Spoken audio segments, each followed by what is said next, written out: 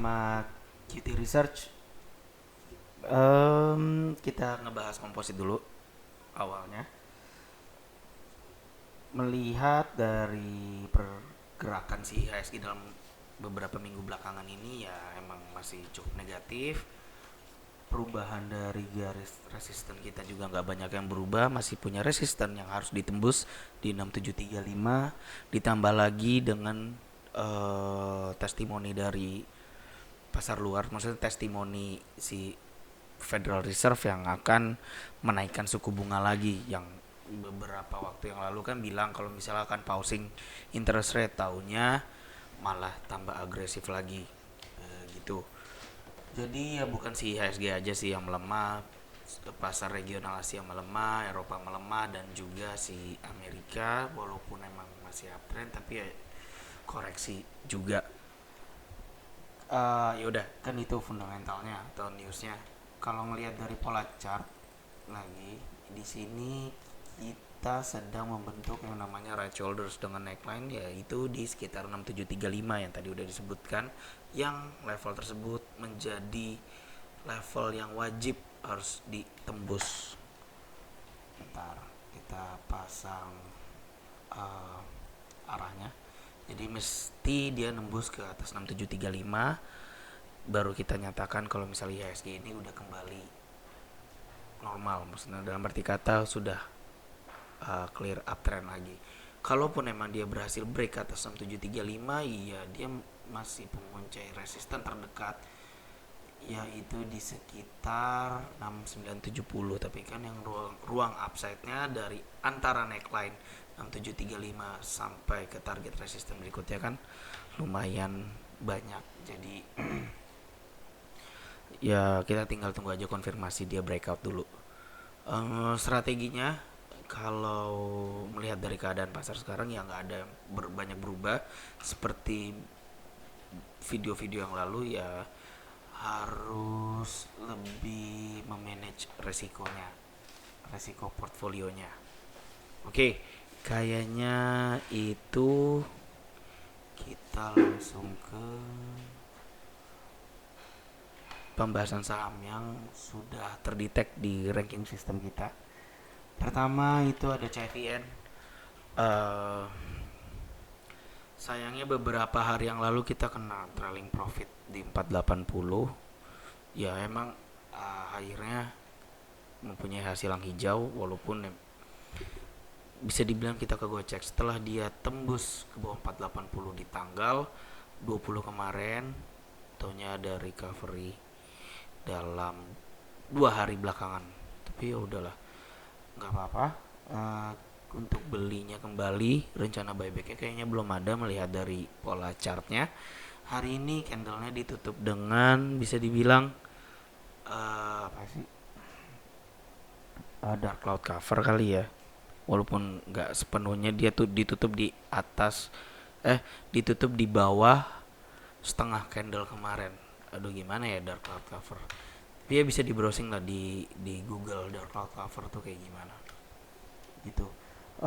Ya volume hari ini merah cukup besar.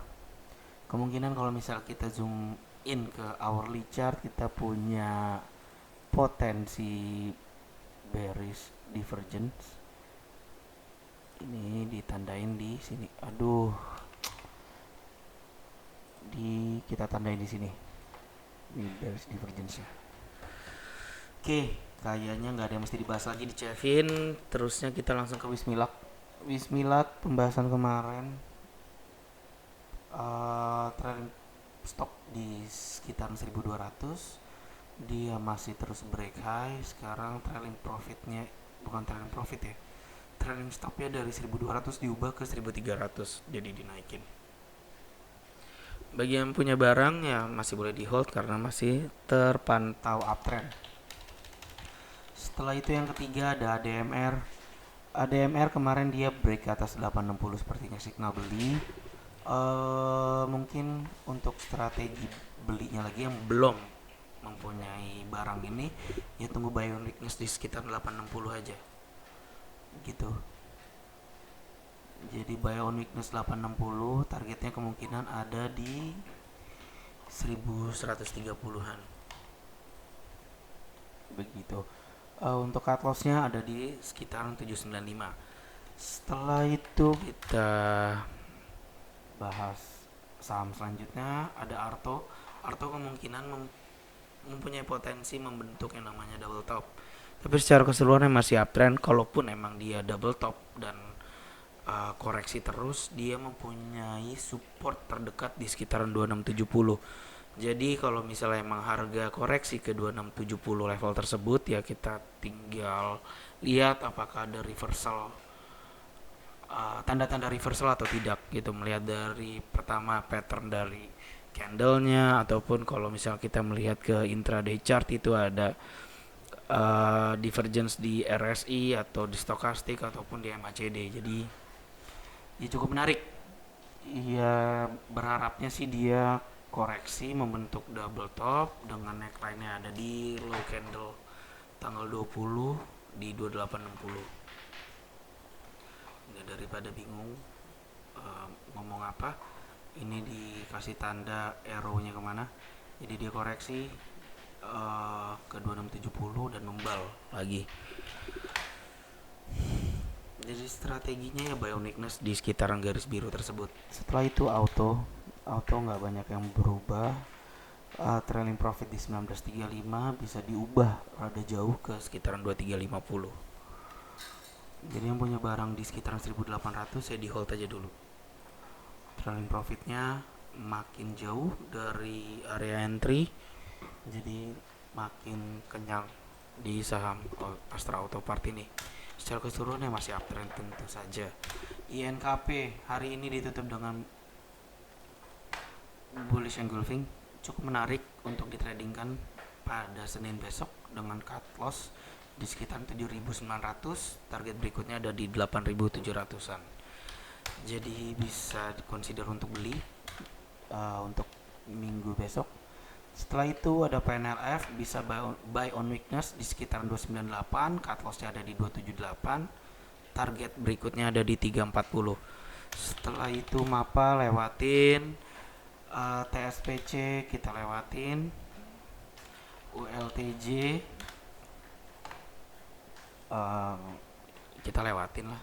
Mau di HK di harga-harga sekarang juga nggak begitu bagus mulai dari pola chartnya, kecuali ya waktu dia emang lagi koreksi ke sekitaran 1500, tapi kan sayangnya nggak nyampe 1500 sudah keburu lari gitu. Jadi kita lewatin aja dulu.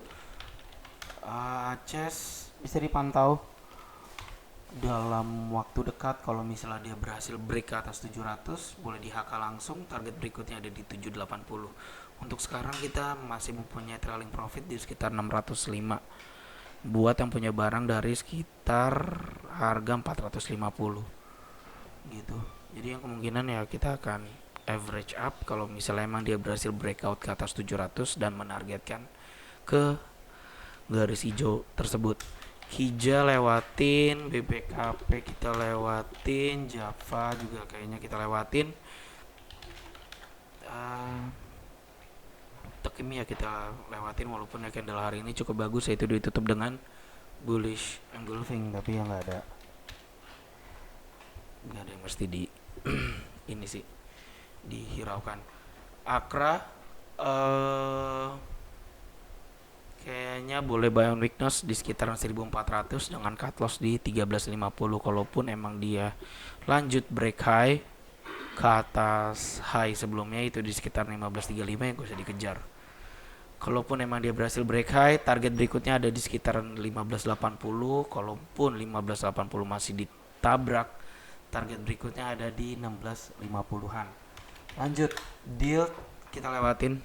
Kita punya trailing profit di sekitaran 200.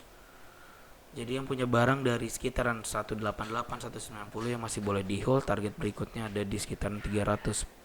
Perjalanannya masih cukup panjang, jadi kita pegang aja dulu.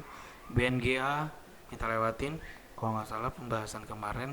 Bagi yang punya barang bisa pasang trailing profit, bukan trailing profit sorry, trailing stop di 1400-an. Kecuali kalau misalnya dalam waktu dekat dia berhasil break high 1590, trailing stopnya itu diubah lagi ke sekitar 1500-an.